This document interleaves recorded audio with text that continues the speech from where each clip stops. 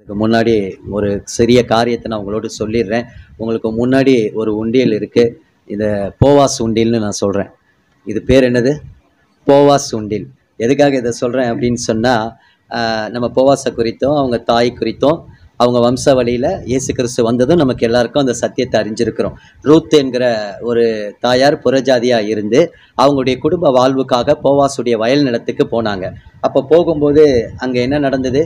சிதறி இருக்கிறதெல்லாம் அவங்க பொறுக்கிக்கிட்டோம். வேலைக்காரன்ட்ட என்ன கட்டளை கொடுத்தாங்க? அவங்கள ஒன்றும் நீங்க கண்டிக்க வேண்டாம், அங்கேயும் பொறுக்கிக்கிட்டோம், உள்ளேயும் வந்து பொறுக்கிக்கிட்டோம் அப்படின்னு சொல்றாங்க. அப்ப போவாஸ் இயேசுவுக்கு அடையாளமா இருக்கிறார். அந்த வேலைக்காரங்கள் தேவதூதர்களுக்கு அடையாளமா இருக்கிறாங்க. இந்த ரூத்து சபைக்கு அடையாளமாக நம்ம இன்னைக்கு அது ஆவிக்குரியதா பார்க்கிறோம். இப்ப நான் என்ன சொல்ல வரேன் அப்படின்னு சொன்னா, இன்னைக்கு ரூத்துவை போல எத்தனையோ பேர் அறியாத ஜனங்கள் இன்னும் தேசத்துல இருந்து கொண்டு, எளிமையானவர்கள் இருந்து கொண்டுதான் இருக்கிறாங்க.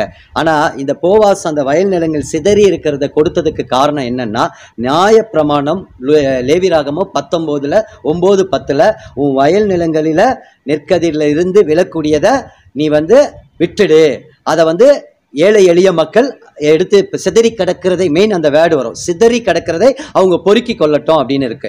அப்ப யாரு? தேசத்துல விதவைகளும் எளிமையானவர்களும் அதை எடுத்துக்கொள்ளட்டும் அப்படின்னு இருக்கு. அப்போ நான் அதை பார்க்கும்போது இதை நான் போவாஸ் உண்டியில பார்க்கிறேன். நம்ம வீட்டுல கூட சில நேரங்கள்ல சிதறி கிடக்கிற சில்லறைகள் இருக்கும் தெரியுமா? நம்ம வீட்டை தடவுனா அட்லீஸ்ட் ஒரு வீட்டுல ஒரு 50 ரூபாவது சில்லறை எங்கேயாவது இருக்கும்.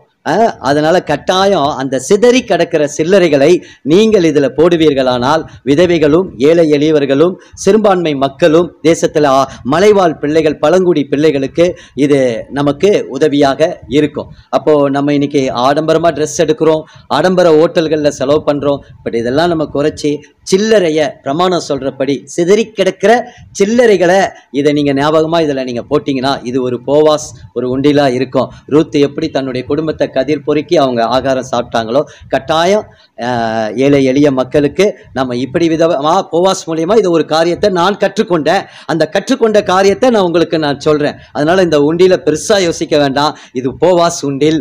சிதறி கிடக்கிற சில்லறையை இதுல நீங்க போடுங்க. 3 மாதமோ 6 மாதமோ 12 மாசமோ ஒரு வருஷத்துக்கு அதோட நீங்க கொண்டு வந்து என்கிட்ட கொடுத்தீங்கன்னா, அது சரியா இருக்கிற மலைவாழ் பிள்ளைகளுக்கு அதை நம்ம கொண்டு வந்து கொடுத்து உதவி செய்வதற்கு அது ஏதுவா இருக்கும். அதனால சிதறி இருக்கிற நம்முடைய சில்லறை சிதறி கிடக்கிற குடும்பத்திற்கு நன்மையை கொடுக்கட்டும் என்று சொல்லி இந்த காரியத்தை உங்களோடு நான் ஷேர் பண்ணிக்கிறேன்.